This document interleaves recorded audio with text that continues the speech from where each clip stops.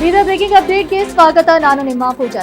ಇನ್ನು ಬೆಳಿಗ್ಗೆ ಲೋಕಾಯುಕ್ತರು ಶಾಕ್ ಅನ್ನ ನೀಡಿದ್ದಾರೆ. ಹೌದು ವೀಕ್ಷಕರೇ, ಇನ್ನು ರಾಜ್ಯದಾದ್ಯಂತ ವಿವಿಧ ಜಿಲ್ಲೆಯ 69 ಕಡೆಗಳಲ್ಲಿ ಲೋಕಾಯುಕ್ತ ಪೊಲೀಸರ ದಾಳಿ. ಬೀದರ್ನ ಪಶು ವೈದ್ಯಕೀಯ ಮೀನುಗಾರಿಕೆ ವಿಜ್ಞಾನಿಗಳ ವಿಶ್ವವಿದ್ಯಾಲಯದಲ್ಲಿ ಭ್ರಷ್ಟಾಚಾರ ನಡೆದಿದೆ ಎಂಬ ಆರೋಪ ಹಿನ್ನೆಲೆಯಲ್ಲಿ 4/2021ರಲ್ಲಿ 35 ಕೋಟಿ ರೂಪಾಯಿಯಷ್ಟು ಹಗರಣ ನಡೆದಿದೆ ಎಂದು ಬೀದರ್ ಲೋಕಾಯುಕ್ತದಲ್ಲಿ ದೂರು ದಾಖಲಾಗಿತ್ತು.